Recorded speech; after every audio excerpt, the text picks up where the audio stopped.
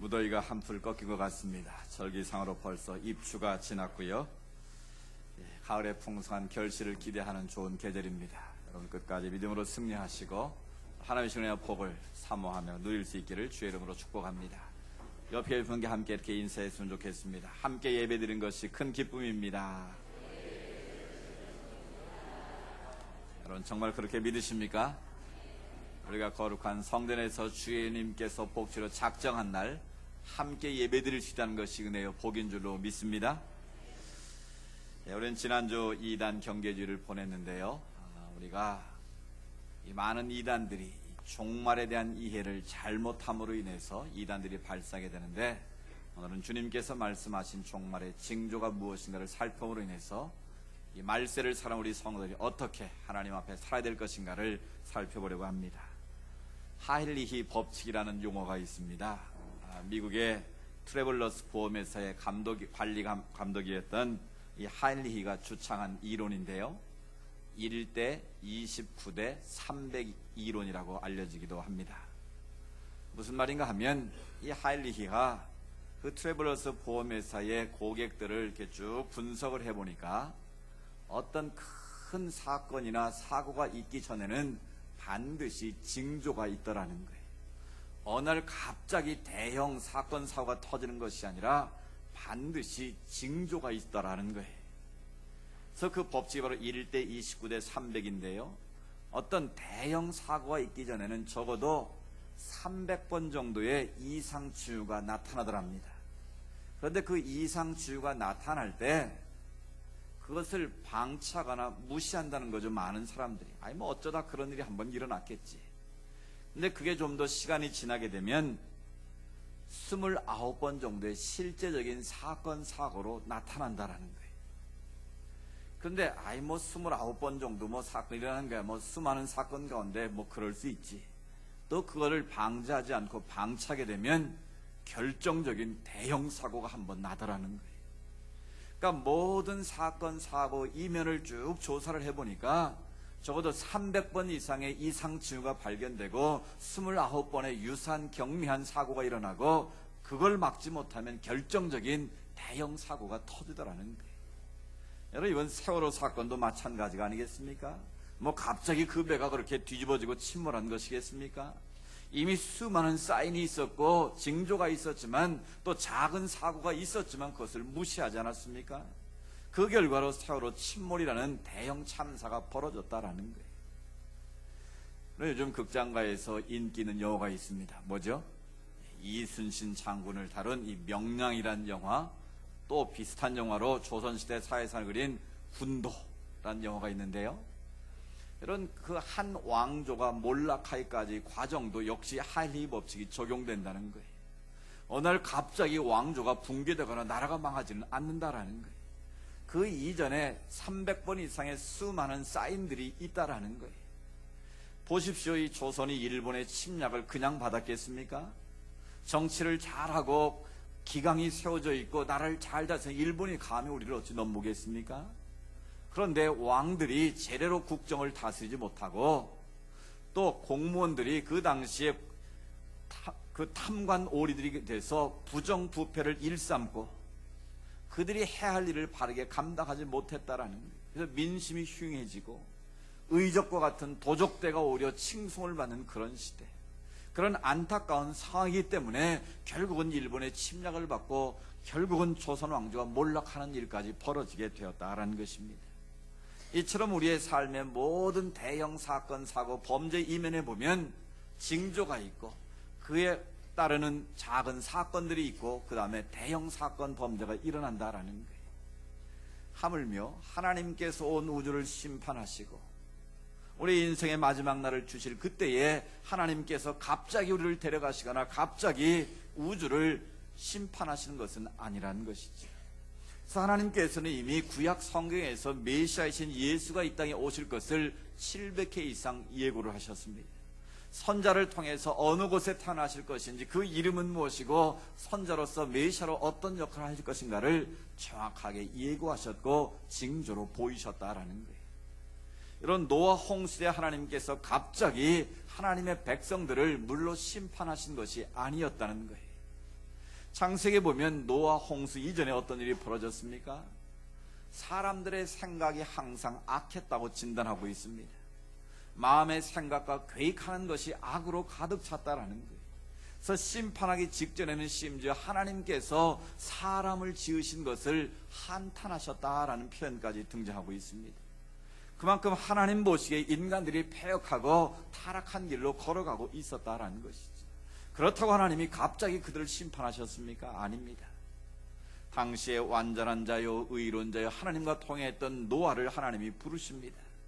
그리고 그를 통해서 산 꼭대기에 올라가서 방주를 짓도록 하십니다. 그것은 모든 사람들이 보이기 위한 하나님의 사인이었습니다. 근데 사람들은 그 노아의 방주를 짓는 모습을 보고 뭐라고 말합니까? 저 노인네가 아마 제정신이 아닌가 보다. 이 비도 내리지 않는 이 대낮에 이때에 저 산 꼭대기에서 배를 짓다니. 아무도 그 노아의 마음을, 그 하나님의 사인을 읽지 못했다라는 거예요. 그 결과는 무엇입니까? 40주야 비가 내려서 노아의 방주에 들어갔던 그 사람들 이외에는 아무도 구원받지 못했다라는 것이지. 이처럼 하나님께서는 때와 장소와 또 시에 따라서 우리에게 하나님의 뜻을 깨닫고 하나님의 뜻을 분별할 수 있는 징조를 보여주고 계시다라는 거예요. 근데 우리 인간들이 어리석게도 그 뜻을 깨닫지 못하고 하나님의 징조를 분별하지 못하므로 말미암아 때로는 멸망당하기도 하고 때로는 그 인생의 파멸의 길로 달려가기도 한다라는 거예요. 오늘 우리가 어떻게 하면 마지막 때를 달려가는 이 세대 속에서, 마지막 시대를 향해 달려가는 이 세대 한복판에서 하나님의 뜻을 분별하고 우리가 바른 신앙으로 살아갈 것인가, 바른 종말론적인 신앙의 태도를 가지고 살아갈 것인가를 한번 살펴보려고 합니다. 오늘 본문 말씀은 예수님께서 십자가를 지시기 위해서 예루살렘 성에 입성하신 일로 시작이 되고 있습니다. 예루살렘 성에 입성하신 예수님은 탄식하며 이렇게 말씀하셨습니다. 마태복음 23장 37절에 보시면 예루살렘아 예루살렘아 선지자들을 죽이고 내게 파송된 자들을 돌로 치는 자여, 암탉이 새끼를 날개 아래 모음같이 내가 내 자녀를 모으려고 한 일이 몇 번이더냐. 그러나 너희가 원치 아니하였도다. 주님께서는 너무나 애통한 마음으로 장차 멸망당할 예루살렘 성을 바라보시고 성전을 바라보시면서 안타까움으로 말씀하시는 것이죠. 내가 너희를 위해서 선자를 보냈고 내가 너희를 위해서 많은 사람들을 파송했는데 너희가 그를 받아들이지 않고 거부하고 오히려 돌로 쳐 죽였다라는 것입니다. 그래도 암탉이 새끼를 날개 아래 품은 것 같이 내가 너희를 품으려고 얼마나 노력을 했느냐라는 것이죠. 그런데도 너희가 그것을 원치 아니하고 거부했다는 것입니다. 그런 안타까운 마음을 주님께서 울면서 기도하신 것입니다. 그 일 이후에 예수님께서 제자들에게 말씀하십니다. 제자들이 그 당시에 헤롯 성전 앞을 지나가면서 예수님 보셔서 헤롯 성전의 웅장함을 보십시오. 여러분, 실제로 헤롯 성전은 헤롯이 자신의 권위를 드러내기 위해서 수십 년 동안 지은 성전입니다. 이 성경에 나오는 성전은 세 종류가 있는데, 처음에는 솔로몬 때에 지은 솔로몬 성전이 있고요, 바벨론에서 완전히 성전이 부서지고 난 후에 포로기 이후에 스룹바벨에 의해서 세워진 스룹바벨 성전이 있습니다. 그러나 다시 그것이 무너지게 되고 헤롯 대왕에 의해서 자신의 권위를 상징하기 위한 헤롯 성전을 헤롯이 짓게 됩니다. 예수님 당시에 있던 성전은 바로 헤롯 성전인데요, 제자들이 그 웅장함 앞에서 놀래고 있을 때에 주님께서 하시는 말씀이 오늘 본문에 나와 있습니다. 그 성전이 돌 위에 돌 하나 남지 않고 다 무너져 내릴 것이다. 감히 상상할 수 없는 말씀을 주님께서 지금 제자들에게 들려주고 계신 것입니다. 그 당시에 헤롯 성전은 하나님이 그곳에 임하시고 모든 이스라엘 백성들의 구심점을 이루는 종교적이고 정적인 상징과 같은 자리입니다. 그런데 그 웅장한 성전이 지금 완공되지도 않은 상태인데 주님께서는 그 성전에 돌 하나도 남기지 않고 완벽하게 무너질 것이라고 예고를 하신 것입니다. 그 말을 들은 제자들이 갑자기 두려움에 휩싸이게 됩니다. 과연 그런 일이 일어날까? 과연 그런 일이 이루어질 것인가? 그래서 제자들이 예수님께 질문을 하는 것이죠. 오늘 그 질문의 내용이 바로 3절 4절에 있는 거 아니겠습니까? 예수님께서 감람산 위에, 예루살렘 성전 바로 건너편에 있는 감람산에 가 계신데 제자들이 와서 조용히 물었습니다. 어느 때에 이런 일이 있겠습니까? 이런 일은 무슨 일이겠습니까? 지금 자기들 눈앞에 웅장하게 지어져 가고 있는 그 헤롯 성전이 무너진다는 것이 그게 말이 되겠습니까? 그때라면 정말 그때가 마지막 때가 아니겠습니까? 지금 제자들은 동상이몽에 빠져 있습니다. 주님이 지금 재림의 세상 끝에 마지막 날, 그것은 바로 주님께서 십자가를 지시고 온 인류를 구원하시는 날입니다.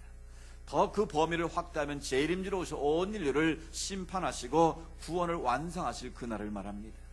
근데 지금 제자들은 헤롯 성전이 무너지게 되고 마지막 때가 온다는 주님의 말씀 앞에서 그런 궁금증이 생긴 것이죠.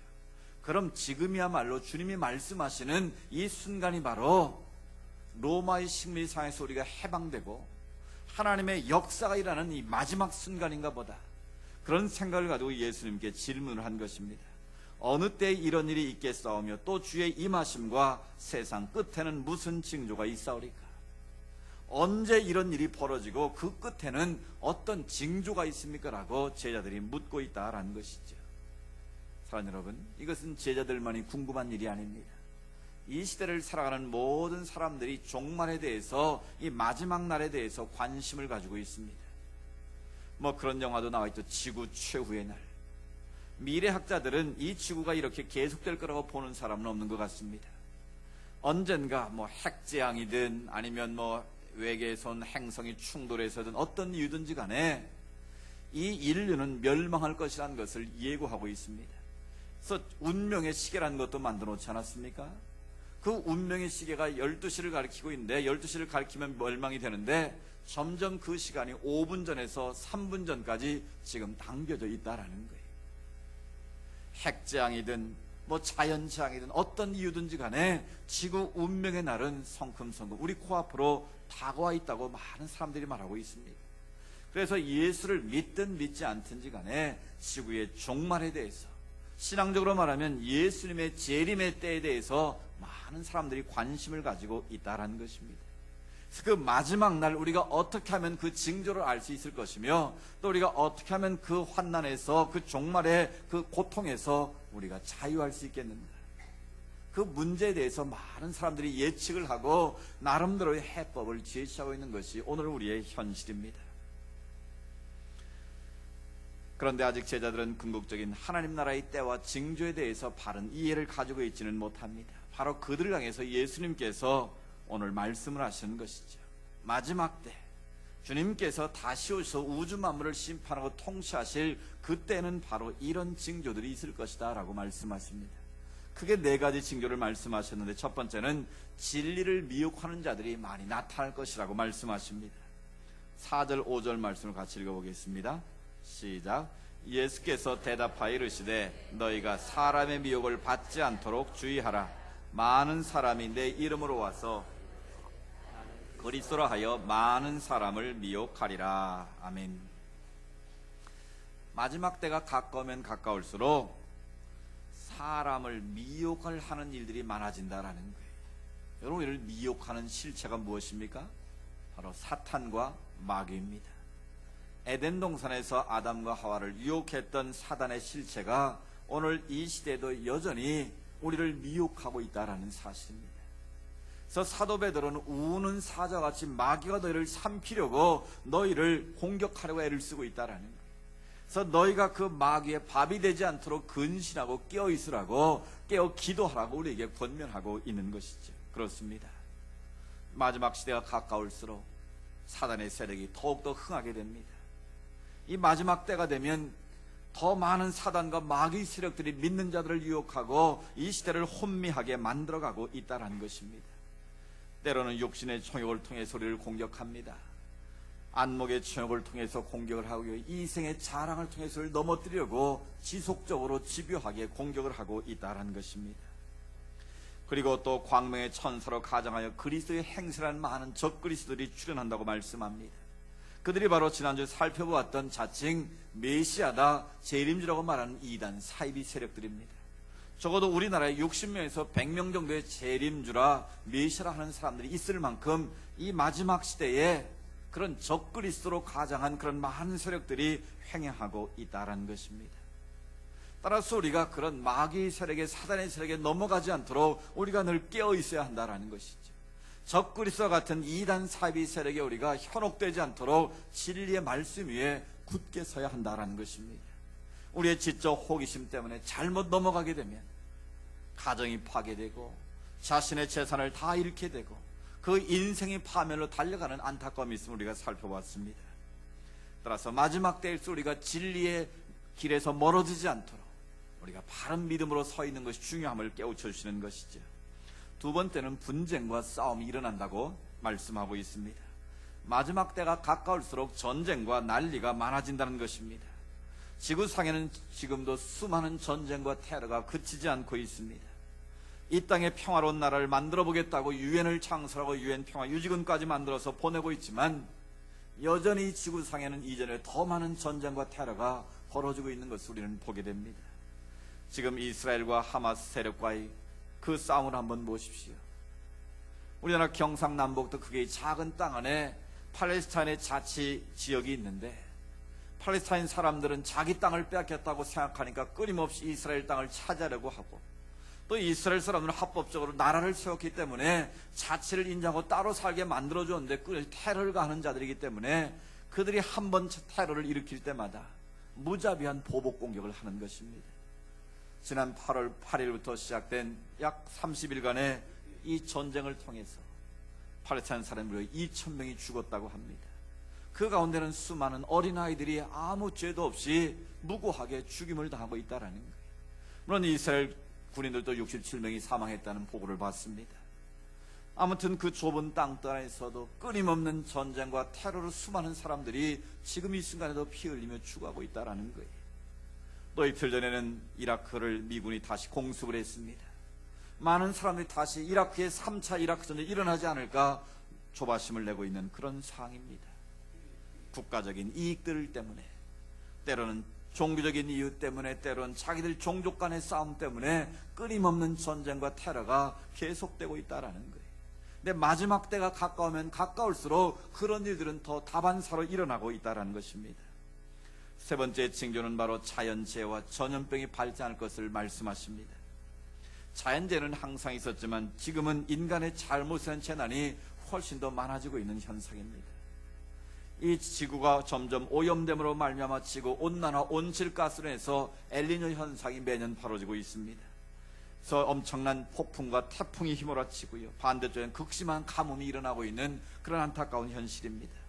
지구촌 곳곳에서 거의 매일 지진 소식이 들려오고 있습니다.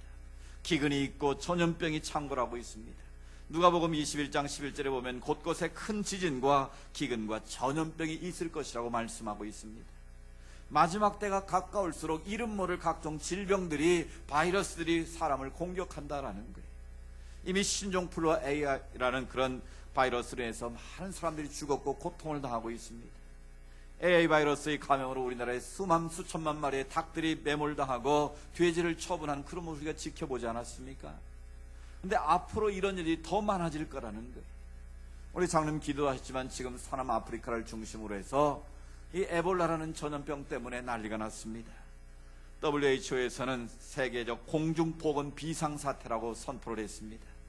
그것은 한 지역의 문제가 아니라 전 세계가 경각심을 가지고 에볼라라는 바이러스를 차단하지 않으면 정말 유럽의 패스에서 3분의 2 죽었던 것처럼 그런 재앙이 닥칠 수도 있다라는 거예요. 그래서 많은 사람들이 그 에볼라의 공포로 인해서 두려워하고 떨고 있다는 사실입니다. 그래서 임상실험도 끝나지 않은 약을 처방하는 사태까지 벌어지고 있다는 것이죠. 마지막 때가 가까우면 가까울수록 원튼 원치 않게 이런 수많은 자연재해가 일어나고 전염병이 발생하는 일이 더 많아질 거라는 것입니다. 마지막으로는 사랑이 식어질 것이라고 말씀하고 있습니다. 사랑이 식어지면 무슨 일이 벌어질까요? 인간 관계가 깨집니다. 이 시대의 고통은 바로 인간관계의 파괴로 인한 정신적 고통이 더 크다는 것을 알 수 있습니다. 가족에도 깨어짐으로 인한 고통이 있고요, 이웃 간의 불신한 고통이 점점 많아지고 있습니다. 심지어 아파트에 살면서 층간 소음 문제로 사람을 죽이는 일들이 자주 발생하고 있지 않습니까? 조금만 배려하고 조금만 양보하고 조금만 이해하면 될 일인데 이 마지막 때가 되면 우리의 마음에 사랑이 점점 식어지기 때문에 사람이 사나워지고 폭력적이 되고 싸움을 하게 된다라는 거예요. 결국 그것이 살인이 되고 이 세상이 혼란스러워지게 된다라는 것입니다. 사랑해야 될 사람을 사랑하지 못하고 사랑하지 말아야 될 걸 사랑하는 시대에 살게 된다는 거예요. 돈을 사랑하고 자기를 사랑하고 또 물질을 사랑하고 쾌락을 사랑하고 점점 본질적인 사랑에 멀어짐으로 말미암아 이 세상은 점점 험악해지고 힘들어지게 된다라는 거예요. 이 모든 것들이 마지막 때의 징조임을 예수님께서 말씀하시는 것입니다. 근데 지금 예수님 말씀하신 이 마지막 때의 징조를 우리가 잘 분별을 해야 합니다. 이 마지막 때를 우리가 사용하는 단어로 말세라고 말합니다. 그래서 예수를 믿든 안 믿든 지금 이 시대를 사람들이 말세야 라는 표현을 하고 또 말세 지말이라는 표현도 씁니다. 그러니까 말세지만 더 말세가 가까웠다 그런 뜻 아니겠습니까? 이 성경이 말하는 말세라는 의미의 뜻은 예수님의 초림부터 예수님의 재림까지 이 시간, 이 피어리드 전체를 종말이라고 표현한 것입니다. 그러니까 실은 예수님이 이 땅에 오신 2000년 전부터 지금까지 다 말세라고 표현하는 것입니다. 그리고 아직 오지 않았지만 주님께서 재림주로 오셔서 온 우주 만물을 심판하시고 통치하실 그날까지의 기간을 우리가 말세다라고 표현하는 거예요. 근데 그럼 종말은 뭔가? 그 말세의 기간 가운데 주님께서 궁극적으로 이 세상을 마지막으로 심판하고 통치하시는 그 시점을 우리가 텔로스, 종말이라고 표현하는 것입니다. 그러니까 종말은 바로 이 오메가 포인트다라고 표현하기도 하는데, 그러니까 알파와 오메가가 있지 않습니까? 헬라어 첫 알파벳이 바로 알파고 마지막 글자가 오메가입니다. 이 기독교적인 시간관은 직선적, 때로는 나선형의 시간관입니다. 그래서 시작이 있으면 알파가 있으면 오메가라는 선형에서 계속 가고 있다라는 거예요. 근데 불교적인 역사관 시간관은 윤회적인, 돌고 돌기 때문에 시작도 없고 끝도 없습니다. 그러나 기독교적인 시간관은 시작이 있으면 끝이 있다라는 거예요. 우리가 태어났으면 시간이 지나면 지날수록 죽음이라는 종말을 향해서 우리가 가고 있다라는 거예요. 그것을 오메가 포인트라고 말하는 것이죠. 바로 종말의 때가 점점 우리 곁으로 다가고 있다는 것은 부인할 수 없는 현상입니다. 근데 오늘 예수님께서 말씀하신 이 시대의 징조를, 이 마지막 때의 징조를 많은 사람들이 문자적으로 이해해서 많은 오류를 범하고 있다는 거예요. 지난주 잠깐 말씀드렸지만 이 세대주의적 해석이라는 것이 성경에 나오는 이 말씀들을 문자적으로 해석해서 자기가 살고 있는 시대에 그대로 문자적으로 대입을 함으로 말미암아 많은 오류를 발생시키고 있다는 거예요. 근데 실제로 지금 예수님이 예언하신 이 말씀들은 예수님이 말씀하시고 난 이후에 67년 후에 이루어지기도 했습니다. 바로 AD 70년에 예수님 말씀하신 것처럼 그 웅장한 헤롯 성전이 완공되자마자 티토스라는 로마 장군에 의해서 무참하게 짓밟히게 됩니다. 그래서 성전이 완전히 헤롯 성전이 무너져 내리고요. 유대인들 100만 명이 죽임을 당하고 수십만 명이 포로로 끌려가는 그런 일이 실제적으로 역사 속에 일어났습니다. 그렇다고 해서 그때가 바로 다 이루어진 것인가? 그렇지 않습니다. 오늘 성경도 보면 그것들이 일어날 때에 그것이 바로 끝은 아직 아니다 말씀하고 있습니다. 그러니까 그 모든 징조들이 지금 일어나고 있다고 해서 아직 끝은 텔로스, 종말은 아니라는 거예요. 그리고 이런 일이 일어나면 일어날수록 너희가 두려운 마음을 갖게 되는데 그 시대와 징조를 바르게 해석하고 이해하는 것이 중요하다는 것입니다. 그러니까 이단 사이비 세력들은 그 인간의 두려움을 이용해서 자기들의 탐욕을 채우거나 자기들의 어떤 종교적인 집단을 세를 불리는 일에 이용하고 있다는 거예요. 그러니까 우리가 거기에 현혹돼서는 안 된다는 것입니다. 주님이 말씀하신 마지막 때의 징조들, 이 말세의 징조들은 이미 역사적으로 이루어진 것도 있고 지금 이루어지고 있는 것과 앞으로 이루어질 것도 있다라는 거예요. 분명히 그 사실 우리가 믿긴 믿는데 그것에 대해서 우리가 바른 이해를 가져야 한다라는 거예요. 세대주의자처럼 문자적으로 그것을 우리 삶 가운데 적용해서 잘못하면 결국 이단에 빠지게 되고 사이비 세력에 넘어갈 수 있다는 것입니다. 그래서 우리가 이 종말의 징조가 점점 심각하게 나타나고 있는데 이 앞부에 크레센도라는 표현이 있지 않습니까? 점점 세게. 그러니까 하나님의 종말의 징조가, 마지막 때의 징조가 점점 크레센도처럼 나타나고 있는 이때에 우리가 가져야 될 종말에 대한 두 가지 중요한 이해가 있습니다. 그 한 가지 예는 바로 긴박한 종말의 의식을 갖는 것입니다. 가면 갈수록 예수님이 예고하신 것처럼 모든 현상들이 벌어지고 있습니다. 따라서 이제 말로 말세 지말이구나, 이제 주님이 재림할 때 되었구나, 이렇게 긴박감을 가지고 사는 태도를 말하고 있는 것입니다. 물론 이것은 신앙인의 바른 태도이기도 합니다. 주님께서 반드시 이 마지막 때의 징조를 우리에게 보이고 계시고 주님께서 다시 오셔서 심판하시고 우리를 구원하신다, 그런 의식을 가지고 사는 것은 너무나 마땅하고 중요한 일입니다. 그러나 이것을 문자적으로 이해하고 지나치게 염려와 두려움 가운데 빠져서는 안 된다라는 거예요. 이것을 이용해서도 안 되고, 어차피 주님께서 이 말세의 징조를 우리에게 보여주시는데 그렇다면 우리가 이렇게 열심히 일할 필요가 뭐가 있겠는가, 우리가 이렇게 열심히 공부할 이유가 뭐가 있겠는가, 다 내려놓고 이제 주님 오실 준비나 해야겠다, 여기서 바로 이단들이 나온 것 아니겠습니까? 분명한 것은 주님께서 오시기는 오시는데 그런 현상 때문에 오시는 것이 아니라는 것입니다. 그런 점에서 우리는 정말 의식을 가지고 살되 그것을 문자로 이해하지 말고 그 시대 속에서 우리 각자가 주시는 의미로 받아들일 수 있어야 한다라는 것입니다. 그래서 가장 좋은 방법이 무엇이겠습니까? 긴박한 종말 의식을 가지고 우리가 현실을 도피하거나 외면해서는 안 된다라는 거예요. 은둔자처럼 내가 산속에 들어가서 기도원에 가서 주님 맞을 준비나 해야겠다, 그것은 잘못된 태도라는 것입니다. 주님의 종말의 때가 내가 임했다는 것을 느끼면 느낄수록 더 적극적으로 우리가 하나님 앞에서 살아야 된다라는 거예요. 요한계시록에 보면 어린 양 혼인잔치에 들어갈 자, 누구라고 그랬습니까? 흰 세마포 옷을 입은 자들이 들어간다고 말합니다. 그러니까 그것을 이단 사위들은 흰 옷을 입어야 하나님 나라에 들어가는 것처럼 착각으로 흰 옷을 입고 준비하지 않았습니까? 그런데 분명히 해석이 나와 있어요. 흰 세마포 옷이 무엇인가? 성도의 거룩한 행실이니라. 뭐라고요? 성도의 거룩한 행실이 바로 세마포 옷을 입는 것과 마찬가지라는 거예요. 그러니까 오늘 이 시대에 우리가 긴급한 종말의식을 갖고 살기는 살되 현실을 은둔하거나 도피하는 태도를 가지면 절대 안 된다라는 거예요. 더 적극적으로 내게 주어진 삶의 자리에서 거룩한 행실을 가지고 우리가 살아야 한다라는 것입니다. 오늘 감리교장 요한 웨슬레에게 한 사람이 와서 물었다는 거예요. 웨슬레 스님, 만약 내일 12시에 당신이 하나님께서 당신을 부르신다면 당신은 뭘 하시겠습니까? 무슨 준비를 하시겠습니까?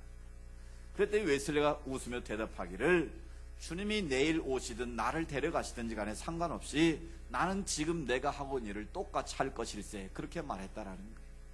여러분, 그것이 정답입니다. 시험 공부를 안 한 학생은 내일 갑자기 시험 본다고 야단 법석을 떠는 거 아니겠습니까? 그러나 평상시에 늘 준비를 한 사람은 오늘 보든 내일 보든 언제 보든 상관이 없는 것이죠. 마찬가지입니다. 우리가 긴급한 종말의 의식을 가지고 살되 언제 주님이 오셔도 맞이할 수 있는 철저한 준비가 필요하다는 거예요. 그 준비가 무엇인가? 날 잡아놓고 기다리는 게 아니고, 교회 와서 살고 기도원에 가서 사는 게 아니고, 내가 지금 처해 있는 가정에서, 일터에서, 사업장에서, 교회에서 있는 그곳에서 내가 하고 있는 그 일이 하나님의 기쁨이 되는 일이라면 그 일에 최선을 다하는 것이 종말을 맞이하는 성도의 태도라는 거예요.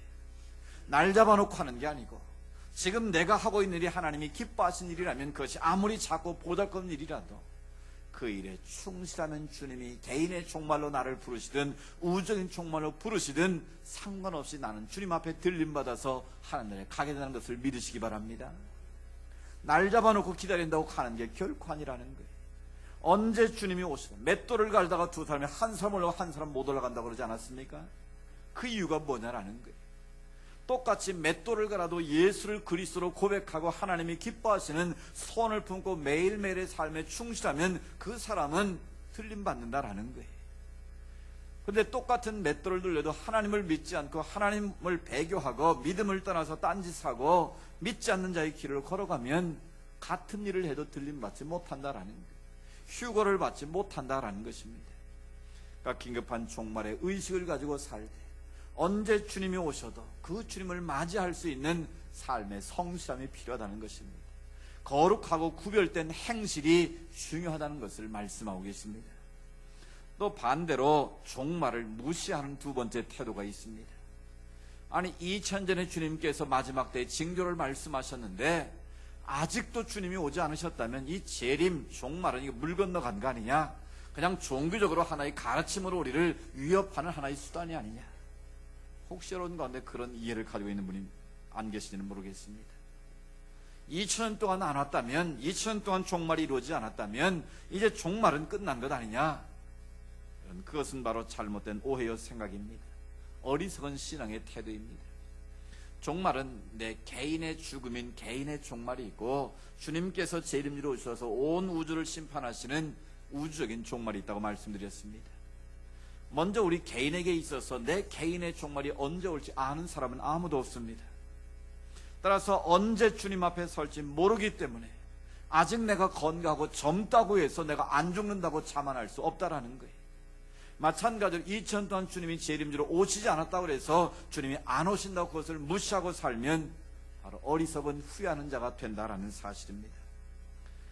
그럼 왜 주님께서 지난 2000년 동안 재림을 연기하고 계시는가? 왜 주님께서 오신다고 해서 빨리 오시지? 초대교회 성도들도 아멘주에서 오셔서 마라나타 신앙을 가지고 살았는데 왜 아직까지 주님이 오시지 않았느냐라는 거예요. 여러분, 주님이 오시지 않아서 억울하십니까? 아마 그런 분은 한 분도 안 계실 것 같아요. 만약 내일 주님이 오신다면 여러분 어떻게 하시겠습니까? 마라나타 하고 나설 사람은 저도 자신이 없습니다. 솔직하게. 조금 더 있다 오시면 안 되겠습니까? 제가 좀 정리하고 좀 신변 정리도 좀 하고 믿음도 좀 다 쌓으면 그때 오시면 안 되겠습니까? 많은 분들이 그런 생각일 것입니다. 네, 사랑하는 여러분, 주님께서 지난 2000년 동안 그 종말의 때를 연기하신 이유가 있습니다. 베드로 사도는 그것을 그렇게 우리에게 가르쳐 줍니다. 주님의 시간표는 우리의 시간과 다르다라는 거예요. 주님의 계획과 우리의 계획은 다르고 주님의 생각과 우리의 생각이 다르다는 것입니다. 어떤 분들은 자신의 삶이 힘들고 고통스러우면 에라 이놈의 세상 빨리 끝났으면 좋겠다, 빨리 주님 오셨으면 좋겠다, 그렇게 내뱉던 말 한 분도 있을 것입니다. 그러나 주님이 내 개인의 소망대로, 내 바람대로, 또 자연재해가 일어나고 우리 주변에 예수님 말씀하신 그런 징조들이 있다고 해서 지금 당장 오시는 것이 아니라는 것입니다. 왜 2000년 동안 연기하셨는가? 베드로는 말합니다. 주님의 시간표는 1000년이 하루 같고 하루가 1000년 같을 수 있다라는 거예요. 우리의 시간과 하나님의 시간은 분명 다르다는 거예요. 우리가 볼 때는 무려 2000년이 지났지만 주님의 시간표로 보면 불과 이틀이 될 수도 있고 일이 될 수도 있고 2초가 지난 것일 수도 있다라는 거예요. 그럼 왜 주님께서 그렇게 연기하시는가? 그 이유를 말합니다. 주님의 뜻은 빨리 오셔서 온 우주 만물을 심판해 다 지옥 보내고 택한 자들을 구원시키는 것이 목표가 아니라 한 영혼이라도 구원받기를 원하시는 것이 아버지의 뜻이라는 것입니다. 하나님은 모든 사람이 진리를 알고 구원에 이르기를 원하시는 것이 바로 아버지의 마음이라는 거예요. 한 생명이라도 버림받지 않고 다 구원받아서 하나님 나라 백성으로 살다가 천국 가게 하시는 것이 아버지 하나님의 뜻이라는 것입니다. 그렇다면 오늘 우리가 어떤 태도를 가지고 주님 앞에 서야 되겠습니까? 아직 나의 개인의 정말 죽음이 오지 않았다면, 내가 지금 건강히 이렇게 성전에 내 발로 걸어와서 말씀을 듣고 있을 건강이 주어져 있다면 그 건강 가지고 주님의 기쁨이 되는 삶을 살아야 되지 않겠습니까? 우리가 주님 앞에서 아주 우주적인 종말이 이루어지지 않았다면 한 생명이라도 주님께서 나를 통해서, 이 교회를 통해서 이 열방을 구원하시기를 원하시는 하나님의 뜻이 있음을 알고 주님께서 맡겨진 그 일에 우리가 더 충실하게 감당해야 되지 않겠습니까? 그것을 우리가 무시하고 주님은 안 오시나 보다, 내 죽기 전에 아직 안 오실 건가 보다, 그런 안일한 태도를 가지고 우리가 살아게 되면 후회하는 인생이 될 수밖에 없다라는 것입니다. 그래서 예수님은 지혜로운 타처나 미련한 타처의 비유를 우리에게 말씀하시는 것이죠. 신랑을 기다리는데 미련한 타처녀는 기다리다가 신랑이 오지 않으니까 잠이 들었습니다. 자기 등불에 기름이 떨어질지도 모르고 잠이 들어 있습니다. 근데 지혜로운 타처녀는 언제 오실지 모르기 때문에 깨어서 기름을 준비하고 신랑을 기다립니다. 그런데 한밤중에 갑자기 신랑이 온다는 소리가 들립니다. 지혜로운 타처녀는 얼른 뛰어나가서 등불을 밝히고 신랑을 맞이했지만 잠들었던 미련한 처녀들은 막상 불을 켜려고 하니 기름이 떨어졌습니다. 기름을 빌려달라고 말하지만 우리 쓰기에도 부족하니 안 된다고 말합니다. 그럼 미련 다 처하는 신랑 대신 주님을 맞이하지 못하는 어리석은 자들이 되고 말았다라는 것이죠. 그렇습니다. 지난 2000년 동안 재림이 연기되었다고 해서 종말의 마지막 때의 징조는 보였지만 종말이 오지 않았다고 해서 주님의 재림이 오시지 않는 것은 아닙니다. 내 개인의 종말이 연기된 것도 결코 아닙니다. 계속해서 직선적인 시간관계에서 우리는 오메가 포인트에서 달려가고 있는 것입니다. 점점점 시간이 흘러갈수록 그 마지막 때의 징조가 더 강하게 우리에게 나타나고 있는 것입니다. 이런 때 우리가 시대를 바르게 분별하고 우리 각자의 하나님의 뜻을 바르게 깨닫고 사는 것이 중요하지 않겠습니까? 그럼 우리가 어떤 태도를 가지고 말세지 말에 이 시대를 살아야 될 것인가? 구원의 확신을 가지고 하나님 나라를 소망하며 살아야 됩니다. 우리가 어떤 사회도 구원의 확신이 흔들려서는 안 된다라는 것입니다. 주님이 언제 오셔도 예수가 그리스도이심을 확실히 고백하는 자는 하나님 나라 백성이 되는 줄로 믿습니다. 언제 어느 곳에 있든지 간에 상관없이 예수를 그리스도로 고백하는 믿음만 있으면 하나님 나라 천국에 가는 줄로 믿습니다. 따라서 우리는 눈에 보이는 것이 전부가 아님을 알아야 됩니다. 이 땅의 삶은 천국의 리허설이라고 보시면 되겠습니다. 이 땅에서 하나님과의 바른 관계를 맺고 하나님 주시는 샬롬 평강을 누리고 하나님 주시는 기쁨을 누리며 살다가 주님이 오라 우리를 부르시면 하나님 예비하신 저 천국으로 가는 것입니다. 그곳에서 영원한 하나님 나라를 우리가 누리며 사는 것입니다. 여러분, 천국이 어떤 곳이겠습니까? 보석이 더 이상 보석이 아닌 곳이 천국입니다. 이런 재미있는 이야기가 있더라고요. 어떤 사람이 천국을 가는데 자기가 애중에 보았던 금을 한 보따리 싸질머지고 갔다라는 거예요. 이 베드로 사도가 그거 왜 가지고 왔냐고 묻더라는 거예요. 아, 이거 세상에 내가 평생 모았던 가장 귀한 물건이라고. 이 베드로가 웃으면서 말하더라는 거예요. 야, 그 도로 포장 재료를 뭐라 갖고 왔냐 그러더라는 거예요. 우리가 세상 보기에는 대단한 것 같지만 주님 앞에는 도로 포장 용제가 그런 도구로밖에 쓰임받지 못한다라는 거예요. 그렇다면 우리가 이 세상에 있는 그것에 매여서 어리석은 부자처럼 살면 그것이야말로 허망한 일이 아니겠습니까? 부자가 소초를 많이 거둬놓고 창고를 크게 짓고 이제 이것을 먹고 마시고 즐기자, 좀 더 누리며 살자. 오늘 밤 내 생명 빼앗아가면 이 모든 것이 누구 이것이 되겠느냐 주님께서 묻지 않습니까? 따라서 우리가 종말을 살아가는 성도로서 우리가 늘 이 땅의 것에 매여 살지 말고 하나님 나라를 소망하고 부활의 산 소망을 가지고 사는 것이 종말을 사는 성도의 바른 태도인 줄로 믿습니다. 두 번째는 최선을 다해 생명을 살리는 자가 되어야 한다는 것입니다. 종말의 때가 언제입니까? 언제 마지막 때가 이루어진다고 주님이 말씀하셨습니까? 바로 14절입니다. 우리 같이 한번 다시 읽어봅니다. 시작.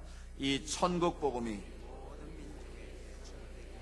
온 세상에 전파되리니 그제야 끝이 오리라. 아멘. 천국 복음이 모든 민족에게 증언되기 위해서 온 세상에 전파될 날이 온다라는 것입니다.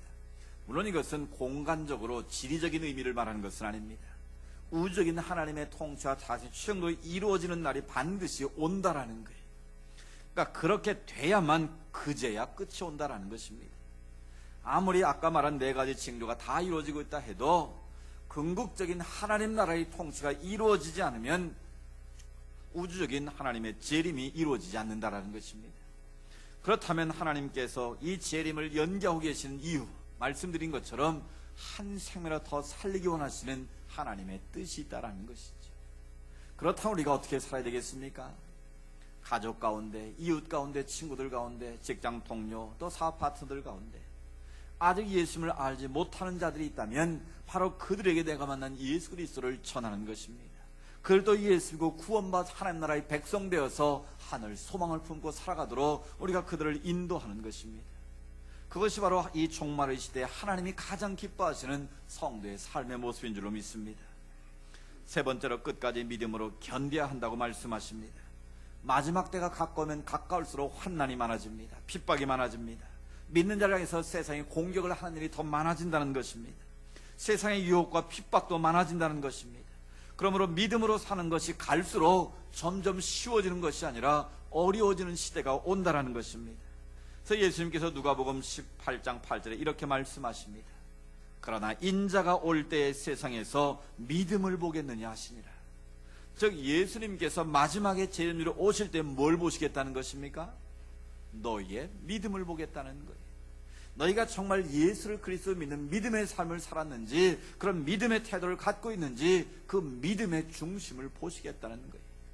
얼마나 많은 일을 했느냐가 아니라 너의 마음의 중심에 참 믿음을 가지고 살고 있느냐, 그것 자체가 기준이 될 수 있다는 것입니다. 바로 재림주로 주님이 오실 때까지 우리가 어떤 상황에서도 믿음으로 견뎌낼 수 있는 사람, 신앙의 맷집이 있는 사람, 바로 그 사람이 주님의 구원의 자리에 올라갈 수 있다는 사실입니다. 이런 세상을 이기는 힘이 어디에 있습니까? 바로 믿음에 있습니다. 사랑의 사도 요한이 말한 것처럼 요한일서 5장 4절 말씀처럼 세상을 이기면 이것이니 바로 우리의 믿음이라고 말씀하셨습니다. 우리가 믿음이 없이는 하나님을 기쁘시게 할 수도 없습니다. 따라서 내가 개인의 종말이 언제 오든, 우주적인 종말이 언제 오든지 간에 끝까지 믿음으로 견뎌낼 때 우리는 영광스러운 하나님 나라 천국에 들어가는 은혜를 입게 될 줄로 믿습니다. 결론적으로 종말을 사는 성도의 태도는 무엇이겠습니까? 매일매일이 내 인생의 마지막 날인 것처럼 살아야 한다는 것입니다. 눈에 잠깐 있다 사라져버릴 그 헛된 것을 부여잡고 일회용 컵과 같은 그것을 평생 쓸 것처럼 부여잡고 있는 어리석은 인생이 아니라, 어리석은 부자의 모습이 아니라 모든 것이 다 주님의 것임을 고백하고 내게 주어진 삶의 자리에서 하나님을 기쁘시게 하는 자의 삶을 살아야 한다는 것이죠. 생명을 살린 자로 살아야 한다는 것이죠. 주님의 향기를 나타내는 삶을 살아야 한다는 것이죠. 바로 그때 주님이 언제 오셔도 내 개인의 종말이든 우주적인 종말이오든 상관없이 마라나타 아멘 주 예수여 오시옵소라고 기쁨으로 맞이하게 될 줄로 믿습니다. 오늘이 내 인생의 종말인 것처럼, 마지막 날인 것처럼 우리가 주님 앞에서 최선을 다해 주님의 기쁨 되기를 원합니다. 이런 징조에 대해서 우리가 문자로 매이는 것이 아니라, 두려움 가운데 빠져 도피하거나 회피하는 인생이 아니라 더 적극적으로 이 땅에서 하나님의 뜻을 이루고 하나님의 기쁨 되기를 원합니다. 언제 주님이 오셔도, 언제 내 인생의 종말이 온다 할지라도 마라나타 아멘 주 예수 오시옵소서 기쁨으로 맞이할 수 있는 우리 모두가 될 수 있기를 주의 이름으로 축복합니다. 하나님 아버지, 주님께서 이미 2000년 전에 마지막 때의 징조에 대해서 말씀해 주셨습니다. 예수를 믿지 않는 사람들도 지구의 종말에 대해서 많은 관심을 가지고 지켜보고 있습니다. 그러나 오늘 주님께서 우리에게 말씀해 주시기를 분명한 것은 개인의 종말이, 우주적인 종말이 있다는 것을 다시 한번 깨우쳐 주셨습니다. 오늘 우리가 종말을 무시하는 어리석은 태도가 있다면 벗어나게 하시고, 언제 주님이 오신다 할지라도 기쁘로 맞이할 수 있는 마음의 준비와 태도를 가지고 살게 하여 주옵소서. 구원의 확신을 가지고 부활의 산 소망을 가지고 살아가게 하여 주시옵소서. 우리가 생명을 산 자로 살아가게 하여 주옵소서. 어떤 상, 어떤 환경에서도 물러서지 않고 오직 믿음으로 견뎌낼 수 있는 하나님 거룩한 영적인 맷집을 우리에게 허락하여 주시옵소서. 그래 날마다 주님의 영광을 선포하며 주님의 뜻을 전하며 하나님의 기쁨되는 삶으로 이어지게 하옵소서. 그래 마라나타 아멘 주 예수 오시옵소서라고 고백했던 초대교회 성도들처럼 언제 주님이 나를 오라 부르신다 할지라도 기쁨으로 주님 앞에 나아갈 수 있는 거룩한 주의 백성들로 삼아 주시옵소서. 예수님의 이름으로 기도드리옵나이다. 아멘. 오늘 주신 말씀 시작하면서 우리 176장 찬송 부르겠습니다. 주 어느 때 다시 오실는지.